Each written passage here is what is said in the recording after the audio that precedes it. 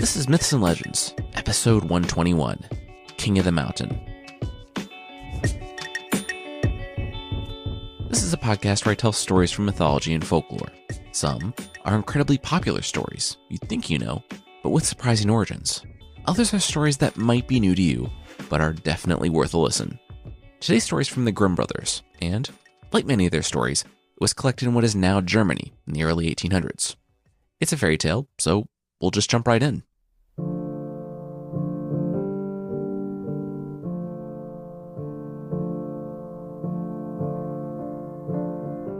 The rich merchant had been a rich merchant until about 10 minutes ago. Well, in reality, it had been weeks, maybe months, since the ships carrying nearly everything he owned were consumed by the sea. But he'd only learned about it 10 minutes ago. That's why he was currently out sitting in his field. That land was the last thing he owned, mainly because it was nearly worthless, and also mainly because it was really difficult to load a whole field onto a ship. His children, a baby boy and girl, rolled around in the grass by his side. Neither could walk yet. The father grimaced. His kids would never know the life he had planned for them. Their mother had died in childbirth, and now he was alone, with 2 children, no money, and no idea what to do. Hunching over the ground, he buried his face in his hands, and he wept. "Oh, hey bud, cheer up," he heard from his left. The former rich man quickly wiped his face and looked up through blurry eyes and saw, whoa! A close-talking creature stood there holding out a hand, the other flat on his chest. "Hey there, sinister-looking magic dwarf. How's it going?" the creature greeted. Then he shrugged. He got it. People never wanted to shake hands these days, but, a little politeness never hurt. The dwarf asked the merchant if, maybe he wanted to talk about it. He seemed kind of down, and maybe the dwarf could help.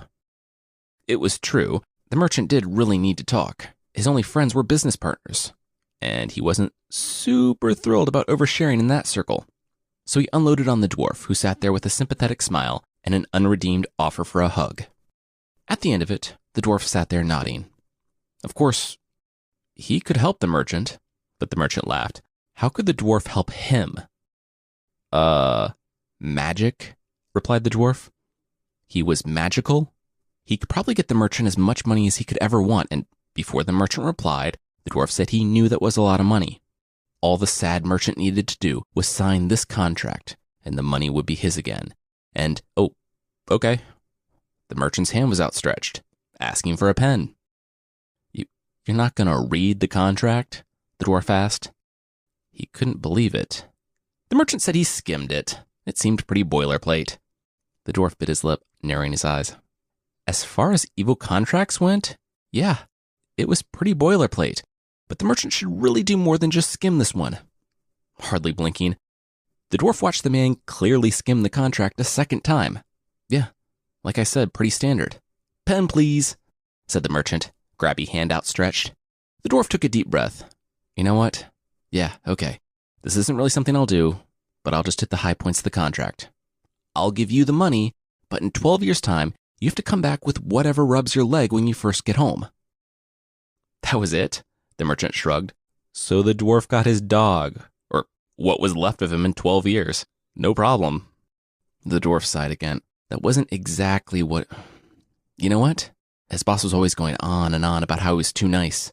If the merchant wanted to sign the contract, the dwarf wasn't going to stand in his way anymore. Beaming, the man signed and dated the contract. The dwarf thanked him for his evil business, and the next time the man blinked, he was alone in a field with his 2 children. The dwarf was gone, leaving behind only the faint smell of brimstone, and a receipt that told the merchant he could win a $100 gift card if he went online and filled out a quick survey rating today's service.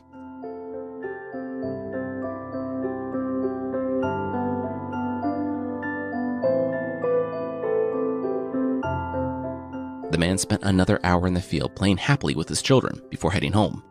He had some stops to make first, to tell his business partners about the loss of his ships, that it was all gone. No one was as heavily invested as the merchant, so they all took it better than going to cry alone in a field. And by the time the merchant reached home, he was no longer thinking about the dwarf. That is, until something rubbed his leg. As he looked down to greet his dog, he realized the elderly mutt was still making his way across the room. No. He had set his kids down in their bassinets when he returned, and he was so consumed by grief over the money that he hadn't heard the bassinet tumble over, and the boy began to crawl. When he made it to one of the chairs at the table, he pulled himself up, and he took his first steps.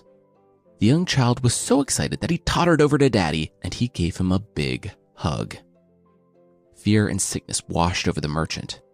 His head began to feel light. But then he shook the thought from his head. No, the dwarf wasn't real. He had just been distraught. Yeah, he just made the whole thing up. The merchant bent down and scooped up his son, his heart pounding as he strode across the room to his wooden chest. For the first time, he was afraid to find money in it, afraid of what it would mean. He gulped and threw open the chest. It was empty. He breathed for the first time in a minute. All right, if the dwarf was real, he'd just been messing with him. A month later, the dad lifted the door to the attic so quietly he could hear mice scurrying away. He lit a lantern, and dust filtered down into the room below. He was climbing up into the attic to scrape tin out of the family heirlooms so he and his kids would maybe not starve. So yeah, everything was going really great. And, why was it so bright up there? The merchant had placed his lantern in the attic before continuing the climb. But the room looked as though it were on fire. In really the best way possible. It was packed, floor to ceiling, with gold. The dwarf had come through on his promise.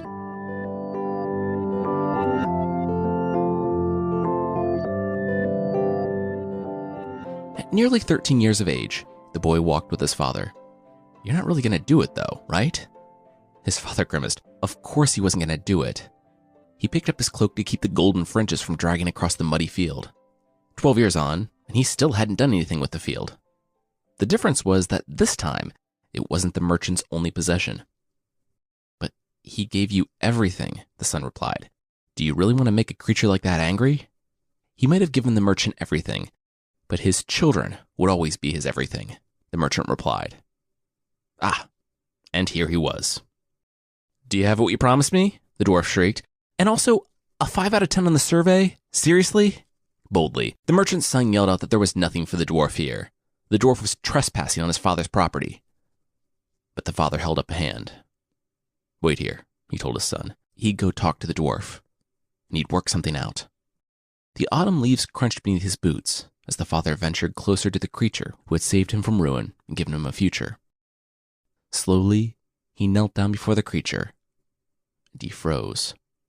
Grinning, the dwarf pushed past the father and started walking toward the boy. That was cute. He thought Daddy was going to work out a new deal. There was no new deal, only the one his father worked out years ago, the one that the dwarf would see fulfilled. Today, the boy screamed for his father. Help him, make the dwarf stop, anything.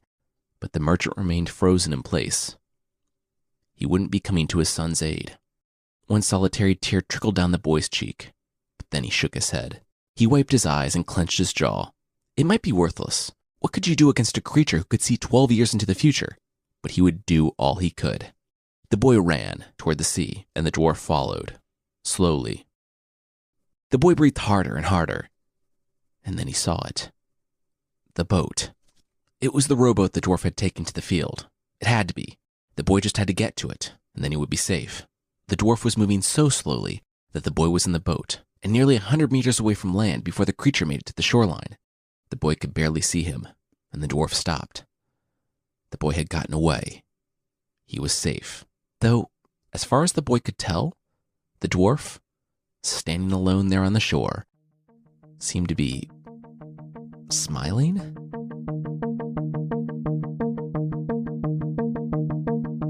The merchant's son didn't know where the dwarf had come from, but it had to be close.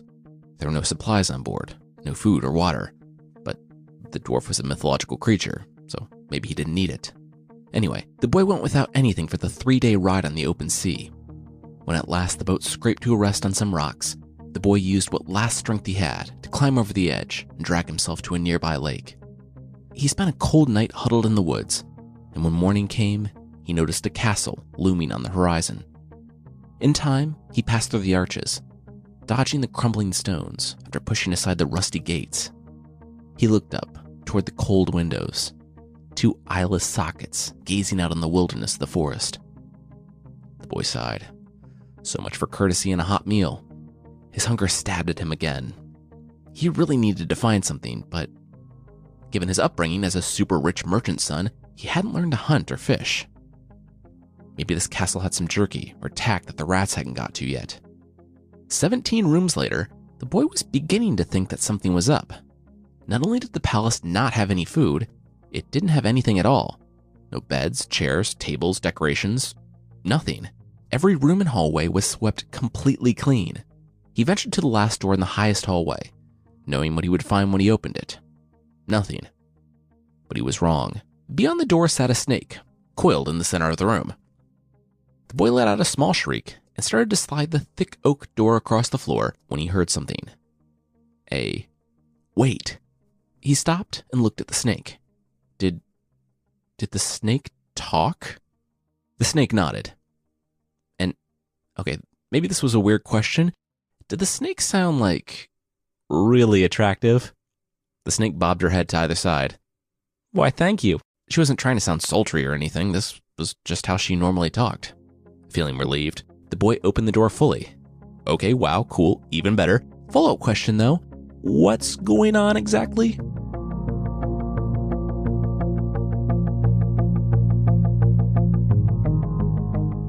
The boy huddled in one of the other rooms of the castle. They had between nightfall and midnight to find him. The snake explained that huddled was best, for avoiding damage to any internal organs. The snake, of course, was a beautiful princess. She and her entire kingdom had been struck by a sorcerer, and she had been waiting 12 years for the one who would save them. The boy had been the first visitor in years, and she needed him. The kingdom needed him. To her credit, she was upfront with what it took. He would need to sleep by the castle. Any room would do. At dusk, they would come for him. And when they found him, they would beat him. They would stab him, bash him, gouge out his eyes. Everything. He just had to endure it until midnight. If he could do that, then he would be saved. She had been given the water of life, and she could heal him. Then the curse will be broken? The boy asked. Yeah. After 2 more nights of merciless beatings. The boy thought about it for a moment. He didn't have a home now. He didn't have any food or any place to sleep. His life was pretty much worthless. So he figured he might as well put it to good use. He nodded and told the very attractive-sounding snake that he would do it. Now, the boy was playing the very worst type of hide-and-seek as he heard the men lower in the castle, the chains scraping the floor as they searched. He breathed a sigh of relief as the sound faded, and he rose from the corner just in time to see his door thrown open and the men flooding in. He didn't lose consciousness during any of it, though the men whipped him with chains, stabbed him, broke his legs, everything that came to their minds until midnight, when they suddenly vanished. That was when the boy lost consciousness. He awoke the next morning, not to multiple stab wounds or broken legs, but a healed body, though he was laying in a pool of his own dry blood. The snake said it was really hard to get the lid off the bottle of the water of life, but she managed. Night 1 of 3 was complete. Somehow, the other nights were even worse. The second night, he was in the deepest corner of the dungeon, and the night after that, he was on the roof. It didn't matter. They still found him. They were completely impassive, just doing their job. The morning after the third night, he didn't wake up in a bare room, but one with tapestries and carpets and a fire and her. The snake, back to being a princess, was standing over him in bed. He had done it. He had saved them all.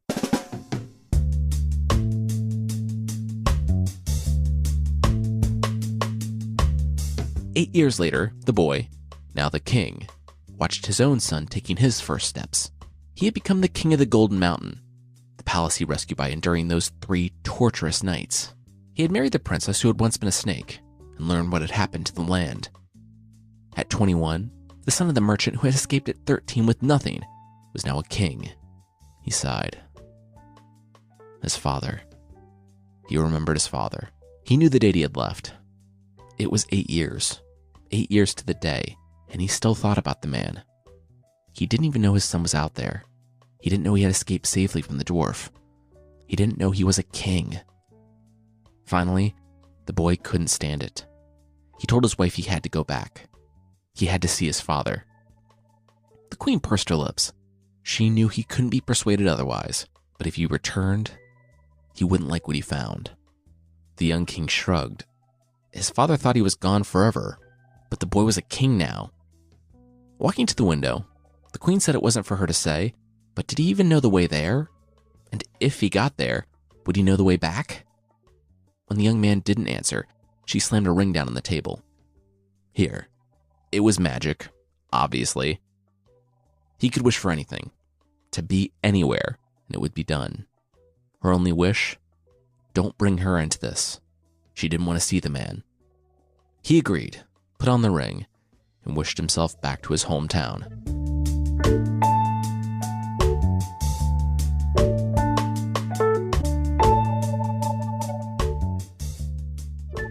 For the last time, no. You can't go in, the sentry said to the king. The young man stood outside his own town, and the sentries were giving him trouble. Apparently it was his clothes. Maybe he was a king. Maybe he was a sorcerer. They didn't know. What they did know was that the young man wasn't getting in. 10 minutes, and one incredibly overdressed shepherd boy trading his clothes to the young man later, and the king found himself inside the town. For all his money, the boy's father still lived in the same house. The boy hadn't seen it since that day. He took a deep breath and knocked on the door. The father threw open the door and looked on the boy. Then he slammed it again. The boy knocked again, insisting that he was the man's son. Actually now a king. He was alive. Through the door, the merchant shouted that his son was dead, and the boy wasn't a king, he was a shepherd, and he wanted money. Get out before he called the sentries. His father was always harsh on beggars. Then the boy remembered. He had the birthmark, he yelled. The house was silent. Just underneath his arm, the birthmark that looked like a raspberry. With a click and a scrape, the old merchant cracked open the door. Son?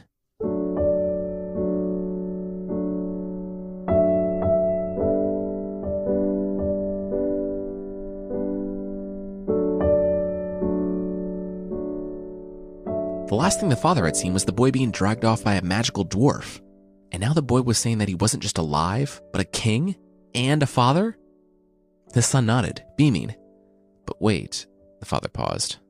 It's just, why was he dressed like that then? The young man explained, again, that the sentries wouldn't let him into town as he was dressed before.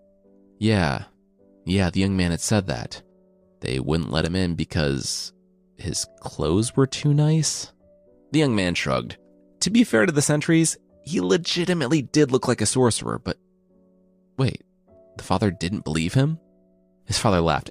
It didn't matter what he believed. What mattered was that his son was home and safe.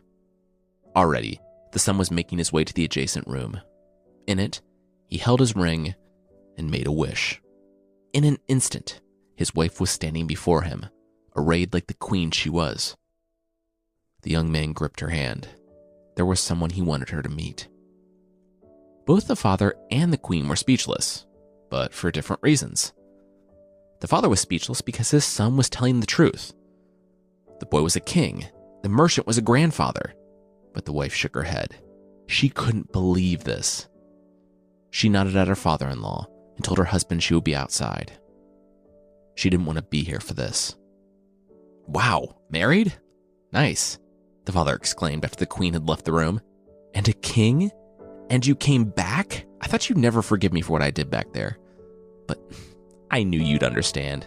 You're my son. The boy paused. Wait, what? The smile on the father's face faded as he saw the confusion on his son's.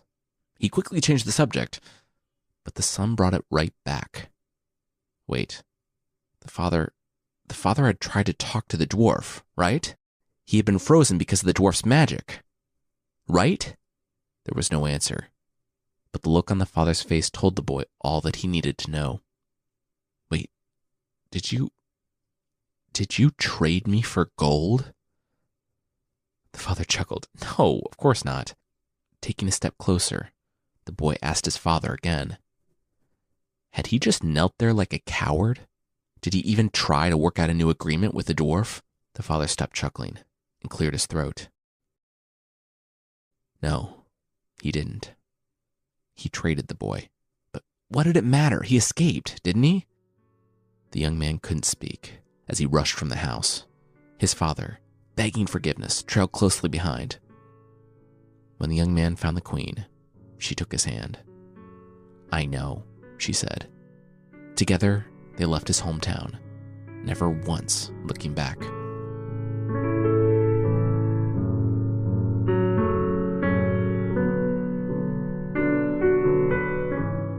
Later that afternoon, the queen shook the young man awake. He had sat down by a river, weeping, and he had fallen asleep. The queen said she had something she needed to tell him. She was leaving. Instantly, the young man sat up. Yeah, the queen said she had asked one thing of the young man. One, and he had broken that oath by using the ring to bring her to him. He rolled his eyes. He was sorry, okay? They'd go home and work it out. He was king. She couldn't leave him. You so sure about that? The young man looked down. He wasn't wearing the ring anymore. She had taken it off him while he slept. He couldn't breathe. Not her, too. She pursed her lips, and she made a wish. In an instant, she was gone. The young man had no cash, no fancy clothes, no idea how to get back to the Golden Mountain, and he had been abandoned, once again, by someone he loved.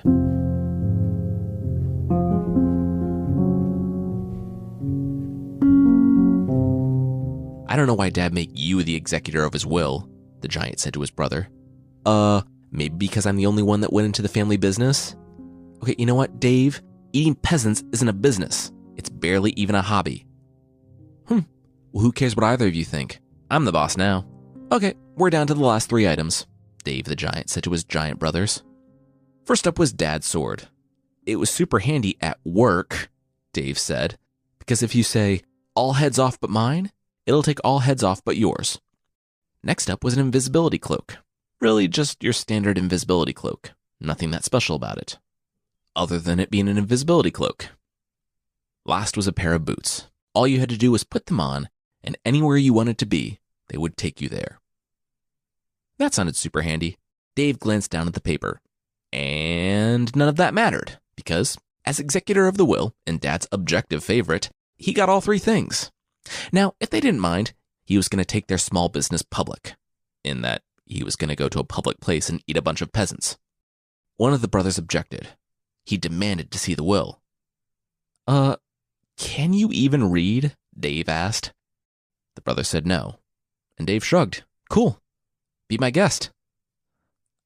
I can read, the 3 giants heard from the forest. They turned to see a young man standing there, wearing the clothes of a shepherd. Dave smiled. Excellent. A peasant. He began salivating.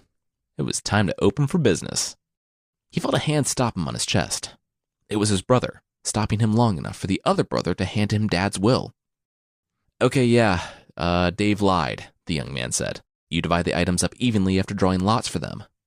Dave growled, but the other brothers nodded. They knew it. It says here, though, that you need to test out the items to see if they're real. Who wants to go first? Dave raised his hand. Wait a minute, another brother cried out. Dave was absolutely just going to test whatever item he wanted to take, and then just leave with it. The brothers saw right through that ruse. No, it needed to be an impartial party. Someone without any skin in the game.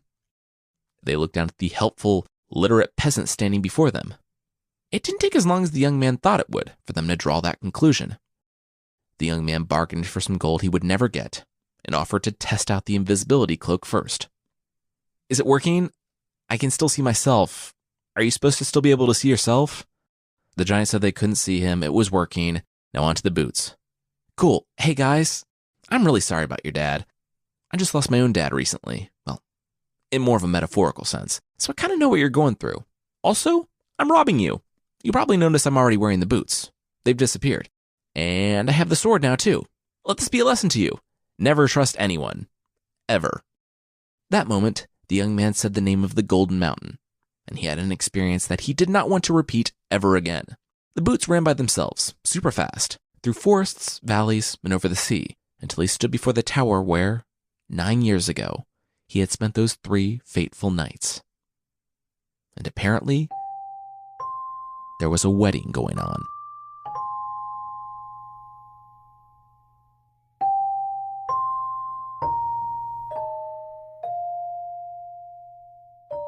He had been wandering the wilderness, looking for a way home for months. But in that time, the princess began to feel pressure from her court. The boy king, her son, was too young to rule, and none of the courtiers would have her as regent after what happened to her father. She had to remarry. The queen found a good man that she could be reasonably sure wouldn't kill her son before he came of age. She set a date, not knowing that, at the wedding feast, her old husband would be in attendance. He wasn't just in attendance, though. He was right behind her. Still under the invisibility cloak, the young man waited until her back was turned and snatched her plate. She turned back and looked down, swallowing hard. With a quivering voice, she demanded some wine. Then it, too, disappeared the second she turned away. She started shaking. A lone tear came to her eye. It was happening again. When the sorcerer who turned her into a snake first attacked their kingdom, it started with the food disappearing. Then the drink. Then the peasants turned on the nobles, and the nobles turned on the king. The princess was only spared because she had been turned into a snake. Soon, everything disappeared. And, content that he had done enough, the sorcerer left. Now, after nearly 20 years, he was back. Of course, the young man knew all of this. His wife had told him how the kingdom had fallen. And his little show at the wedding feast was meant to trigger that panic. To get her alone, she started hyperventilating and ran from the room. He followed silently behind. It was done. It was supposed to be done. Did her deliverer not come? She asked aloud. Just then, the invisibility cloak dropped from the young man, and he was standing before her. He slapped her on the face. He had come home, and she had betrayed him. That would never happen again. The queen sneered. She had told the court everything that had happened. How the king cried all about his little daddy. They were glad to be rid of him. They would never accept him. The young man sighed. Yeah, that was probably the case. Stay here. He would be right back. In the main room, the feast had continued, until the groom collapsed in his soup, a sword protruding from his back. All the lords and ladies shouted murder, but the young man held up both hands and told them to sit. He was feeling gracious, and he would give them all one more chance. Everyone laughed and started to advance. They were all armed, you see, and he was just one man with one sword. What could he possibly do? The young man sighed. That's how it was going to be, huh? All right. All heads off but mine. From the other room, the queen heard dozens and dozens of things thudding to the ground outside. And then it was completely silent. She pushed open the door to see the hall, empty save for her first husband, standing there staring across the room, and her late husband, face down in a bowl of soup. Slowly, the queen ventured forward, realizing that the room wasn't empty. It was full of corpses. That's when she saw 2 more things. The king, standing there stark white and terrified, and a solitary dwarf walking among the dead while he drained his glass, leaving the king of the Golden Mountain with his subjects.